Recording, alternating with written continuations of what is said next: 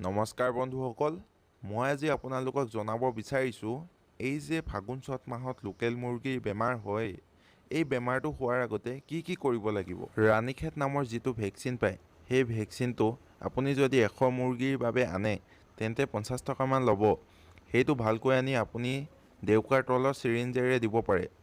আৰু যদি ইতিমধ্যে আপোনাৰ মুৰ্গীটো বেমাৰত ভুগিছে, টোপনিয়াই আছে বা বগা হাগিছে, তেতিয়া আপুনি আৰু এটা দৰৱ দিব পাৰে, যোনটো আপুনি ফাৰ্মেচিত পাব। টেট্ৰাচাইক্লিন পাউডাৰ, সেইটো 40ৰ পৰা 100 টকাৰ ভিতৰত ল'ব। যিটো টেট্ৰাচাইক্লিন পাউডাৰ, সেইটো 100 গ্ৰামৰ পেকেটটো 4 ভাগ কৰি ল'ব। তাৰে এভাগ মানে 25 গ্ৰামমান ভালদৰে পানীত মিহলাই আগদিনাখনেই তাত আপোনাৰ 1 পোৱা বা আধা কেজি চাউল তিয়াই থৈ দিয়ক। আৰু পাছৰ দিনাখন মুৰ্গীখিনি অলপ ভোকত ৰাখি সেই মুৰ্গীখিনিক তিয়াই থোৱা চাউলখিনি খুৱাই দিয়ক। 100% আপোনালোকে ভাল ফলাফল পাব যে মুৰ্গীখিনি ভাল হ'ব।